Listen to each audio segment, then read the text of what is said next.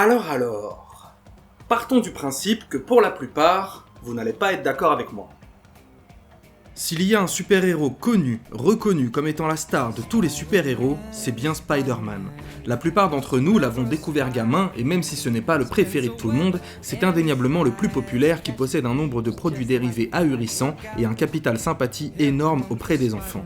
Spider-Man, c'est le numéro 1 du game. Il est au-dessus de Thor, d'Iron Man, ou même de Superman et Batman si on va vers la concurrence. Il atomise tous les autres super-héros en termes de popularité, il n'y a aucun débat là-dessus.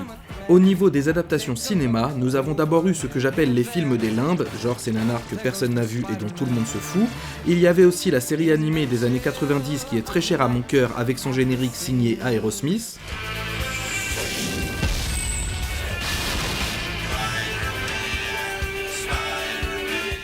Et bien sûr, nous avons également les adaptations faites par Hollywood. Débarque le premier Spider-Man de Sam Raimi en 2002, porté par Tobey Maguire, sa suite en 2004, qui est pour moi le meilleur film de toute la franchise, ainsi que le troisième volet en 2007, qui ne fit pas l'unanimité. Un quatrième opus était censé voir le jour, mais le studio Sony a décidé de rebooter la saga en sortant The Amazing Spider-Man en 2012 avec Andrew Garfield dans le rôle titre, puis le second épisode en 2014. Et en 2016, Sony a une nouvelle fois créé une nouvelle version du teaser en s'associant avec le studio Marvel détenu par Disney afin que le personnage, cette fois-ci interprété par Tom Holland, s'intègre aux côtés des Avengers dans Captain America Civil War. C'est mon préféré du MCU. S'ensuit Spider-Man Homecoming en 2017, Far From Home en 2019, sans oublier des apparitions dans Avengers Infinity War et Endgame. Un film d'animation est également sorti en 2018, Spider-Man Into the Spider-Verse, et qui a évidemment mis une grande claque à tout le monde. Ce qui nous amène à notre sujet du jour, le 9e long métrage hollywoodien sur l'araignée sympathe du quartier sorti en 2021, Spider-Man No Way Home.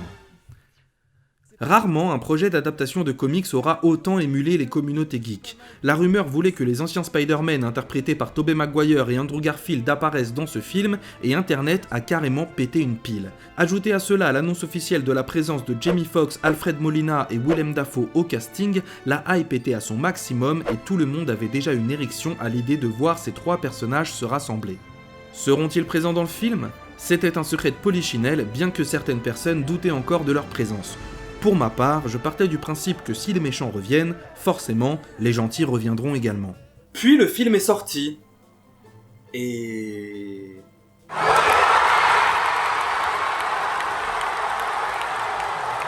Un raz-de-marée s'est abattu sur le box-office et la folie était totale. Et je m'inclus dedans, j'y suis allé day one, j'ai crié quand Garfield et Maguire sont apparus, et je suis sorti de là en me disant que j'avais passé un moment de dingue avec une salle en effervescence. Une vraie expérience collective, une vraie expérience de salle de cinéma. Mais ça c'était après la première séance, parce que je l'ai vu 6 fois le film, dont 4 en salle. Et en vrai les gars... il est claqué. Tout ce qui se passe dans le long métrage ne raconte rien, ou presque, et on assiste plus à une avalanche d'incohérences et de fanservice qu'à une réelle proposition cinématographique. Vous me direz, on n'est pas là pour chercher du grand cinéma, et vous aurez raison, Marvel ne sera jamais du grand cinéma. Et j'ai beau être un peu piqué par ce fait, parce que j'aime bien la saga et je sais qu'elle a le potentiel d'en proposer, le constat est là. Le film Spider-Man qui a tout pété au box-office est bourré d'incohérences, d'humour lourd et de facilité. Et c'est pour cette raison que je fais cette vidéo aujourd'hui, afin de vous démontrer pourquoi, selon moi, ce film est le pire de la saga de l'homme araignée. Alors comme d'habitude, prenez un truc à boire et mettez-vous à l'aise, Spider-Man No Way Home, c'est parti.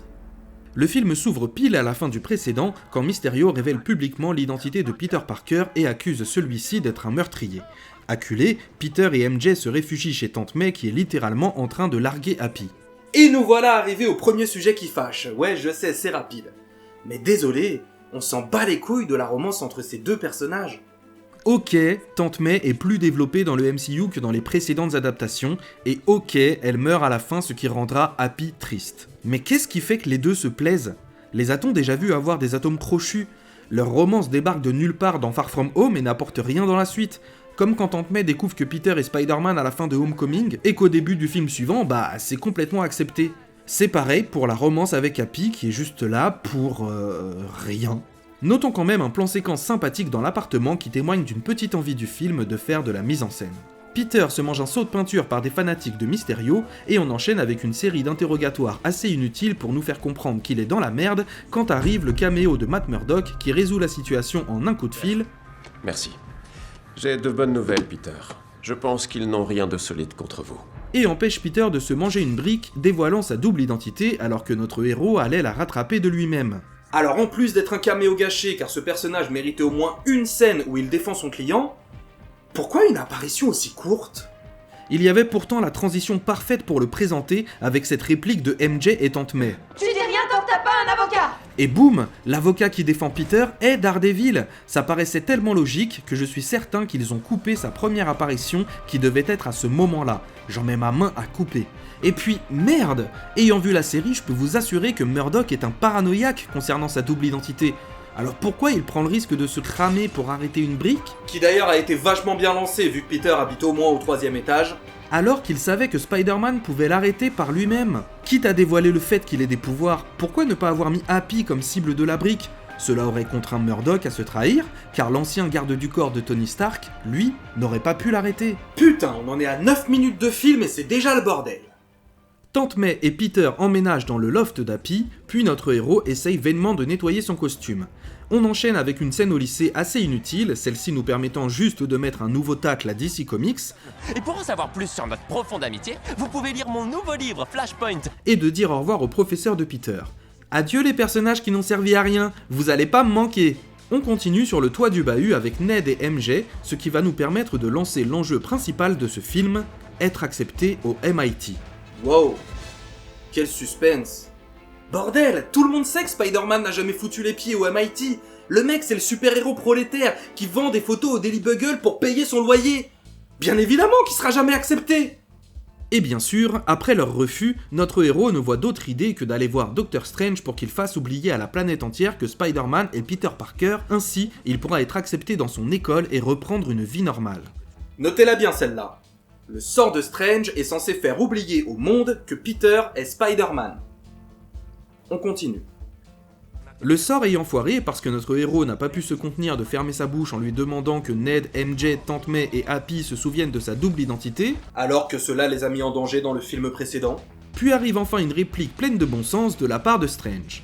Tu es en train de me dire que tu n'as même pas songé à plaider ta cause auprès d'eux avant de venir me demander de lobotomiser la Terre tout entière ?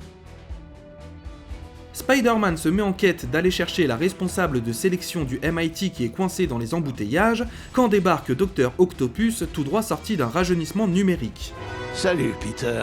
La baston n'est pas dégueulasse, comme toutes les scènes d'action du film à vrai dire, mais s'achève sur un truc complètement claqué parce qu'on est chez Marvel, Peter qui contrôle les bras du vilain et s'amuse à en faire des blagues. Le bouffon vert débarque lui aussi, mais pas le temps de voir de baston, car Strange ramène Peter au Sanctum Sanctorum en utilisant des cercles de téléportation. Un peu frustrant. De retour au Sanctum, on comprend que Strange a contenu le sort dans une petite boîte et s'est battu contre le lézard qu'il a fini par capturer. Super, on aurait bien aimé voir cette scène aussi. Méga frustrant. Doc Ock est lui aussi détenu par le sorcier, et ce dernier explique à Peter que le sort a fait venir toutes les personnes qui connaissent l'identité de Spider-Man dans le multivers. Ah cool. Du coup, Mary Jane et Gwen Stacy aussi sont censés revenir, non ? Ainsi que le père de Gwen, le Harry Osborn et le Eddie Brock de Spider-Man 3, ainsi que les occupants du train et le gamin coincé dans la voiture en flammes, non ? Non ? Doctor Strange envoie Peter récupérer d'autres vilains avec un dispositif qui va taper les méchants jusqu'aux cellules du Sanctum. Peter, qui n'arrive toujours pas à correctement laver son costume, décide de le porter à l'envers, ce qui donne un résultat ma foi assez stylé, mais tu sens que la peinture était juste un prétexte pour lui permettre de porter un costume noir, et niveau prétexte claqué, ça se pose là. S'ensuit une scène d'action contre Electro et l'Homme Sable, toujours assez stylé, même si ce dernier s'adresse à Spider-Man en l'appelant Peter alors qu'il n'est pas censé connaître son nom. La baston est plutôt plaisante, jusqu'à ce qu'Electro récupère son corps en devenant ultra BG, alors qu'à la base il ressemblait à ça. Et Peter parvient à renvoyer les deux vilains dans les cellules. Le lendemain matin, nous retrouvons Norman Osborn qui a repris le pouvoir sur le bouffon vert, redevenant gentil, et cherchant de l'aide, il se retrouve dans l'association de Tante May. Peter emmène Osborn au Sanctum. Putain, ils se sont vraiment pas foulés niveau décor, hein. Toute la première partie du film se passe au même endroit. Où nous comprenons que les vilains ont tous été transportés dans ce monde pile poil avant leur mort. Ainsi on fait donc un gros doigt d'honneur à la fin de Spider-Man 3 où l'Homme Sable avait enfin une rédemption bien méritée. Notre héros qui a récupéré ses couleurs car... Merci d'avoir lavé mon costume. comprend alors que s'il renvoie les méchants chez eux, ils mourront et empêche Doctor Strange de libérer le sort. S'ensuit une superbe scène de course-poursuite dans la dimension miroir qui est vraiment cool, et Spider-Man finit par enfermer Strange en récupérant sa bague de téléportation. Peter décide donc de libérer tous les vilains en même temps et les emmène dans le loft d'Happy afin de trouver un remède leur retirant leur pouvoir, ce qui devrait les empêcher de crever quand ils retourneront dans leur univers. Tout ce beau monde se retrouve donc dans un appartement où l'on a des dialogues dignes des pires films du MCU. Eau douce ou eau salée? Oui, vu que vous êtes une pieuvre. Après avoir soigné Octopus, Peter sent qu'un danger est proche et se met à le rechercher dans ce qui est selon moi l'un des meilleurs plans du film. C'était naturellement le Bouffon Vert qui est enfin de retour, et le film repart sur une scène d'action où tous les méchants font des trucs de méchants, qui pour le coup est un peu plus faible que les précédentes malgré quelques fulgurances.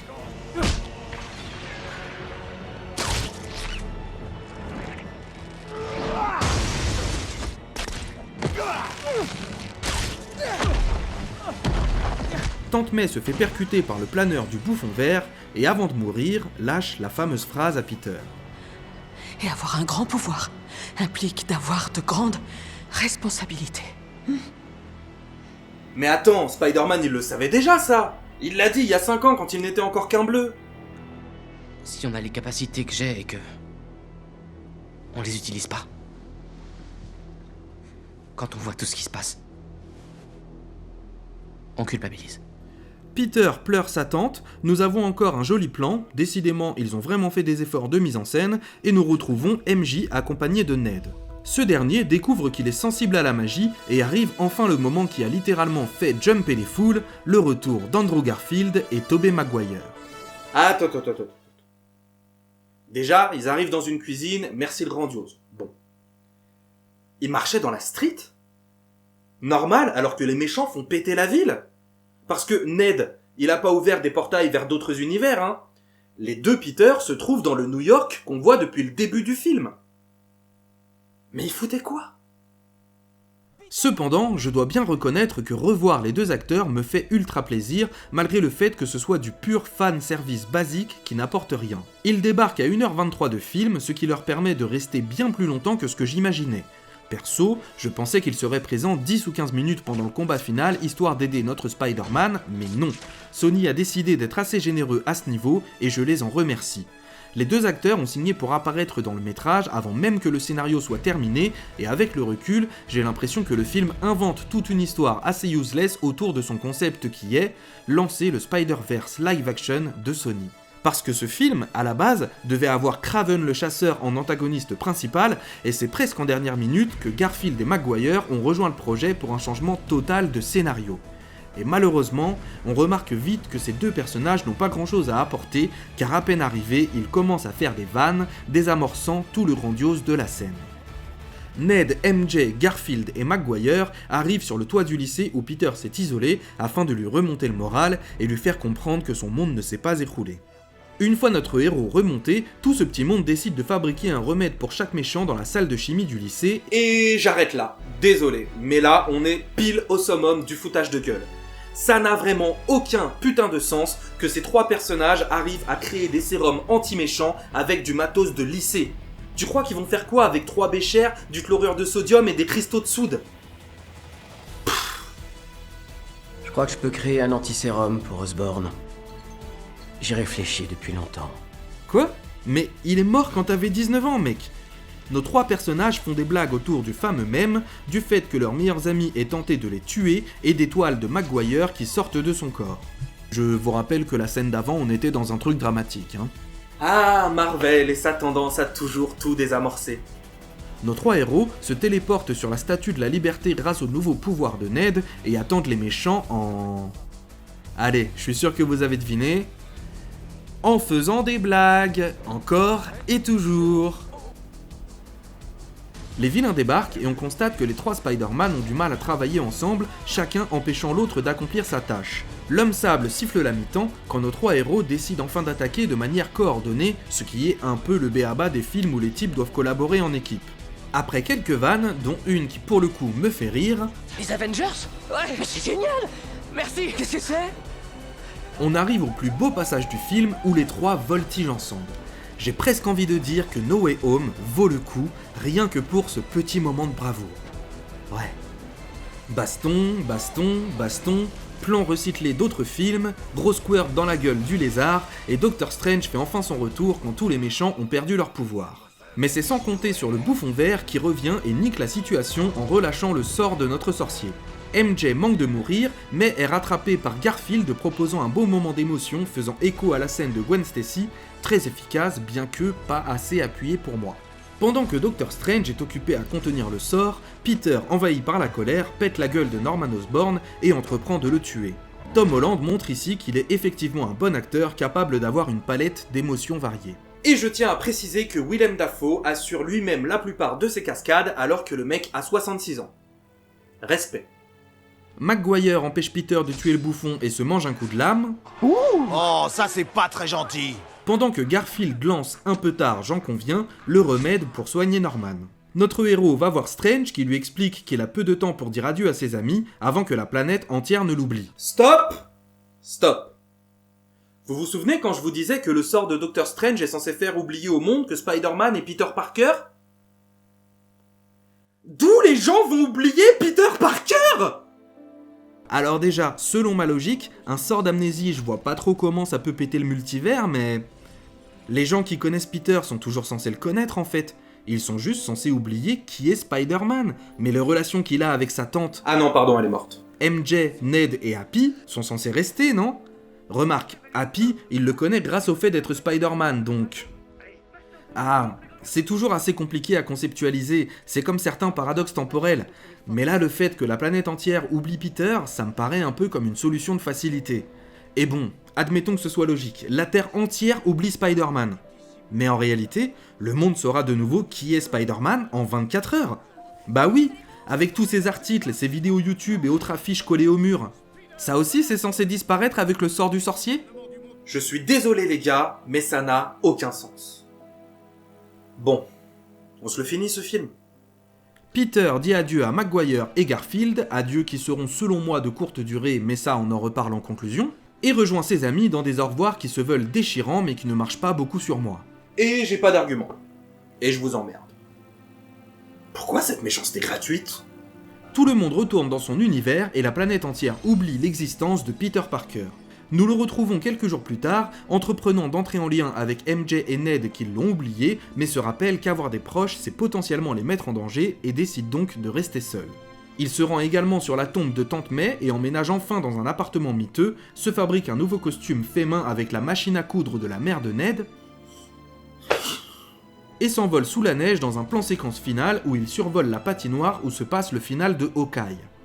Oui, cela veut dire que Peter habite à 2 rues de là où Clint Barton et Kate Bishop font tout péter, mais ne rejoint pas la baston alors que les 2 œuvres sont sorties au même moment.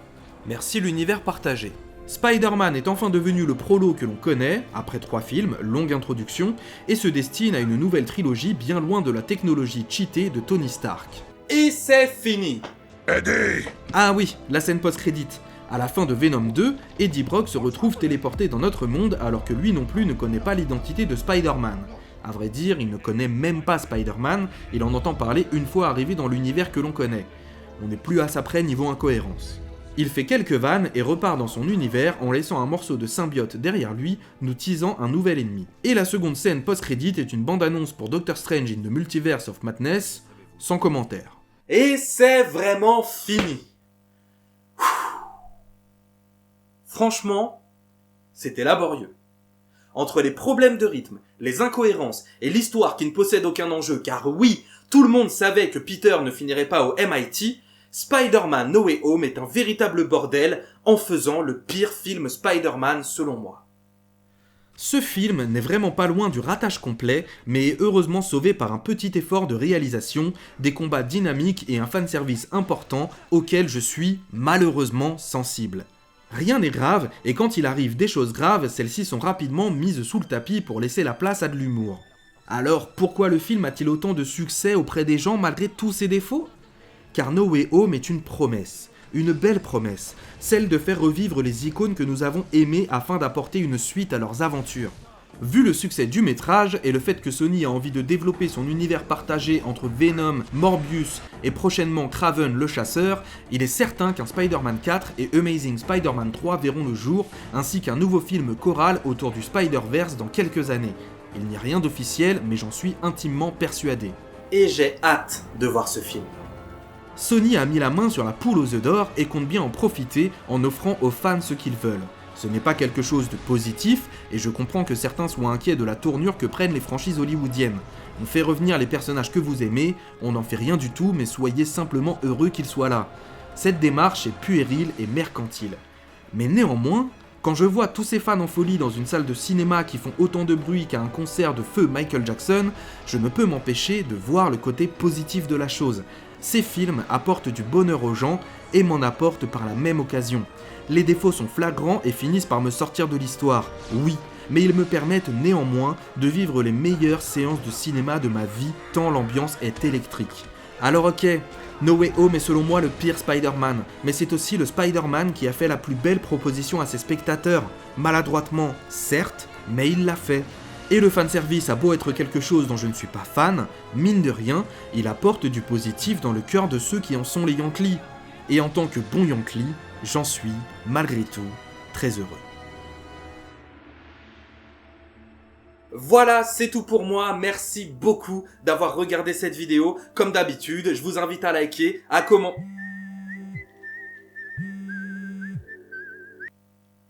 Allô ? Eh, je t'ai dit quoi, petit bâtard? Hein? Visiblement, je te relâche et t'as pas retenu la leçon. Attends, je vais te retrouver, tu vas voir. Mec, on en a déjà parlé. C'est pas du putaclic, je pense vraiment ce que je dis. Ferme ta gueule. Ferme ta gueule, je vais te retrouver, je vais te faire du sale. T'es même pas prêt. Je suis déjà en route là. Je vais t'enculer, je vais te sodomiser, je vais te mettre un balai dans le cul, je vais te mettre un aspirateur dans les fesses. Où j'en étais moi. Voilà, je vous invite à liker, à commenter, à partager. Prenez soin de vous. Allô ? Bonsoir, Boomster. Quel est ton film d'horreur préféré ?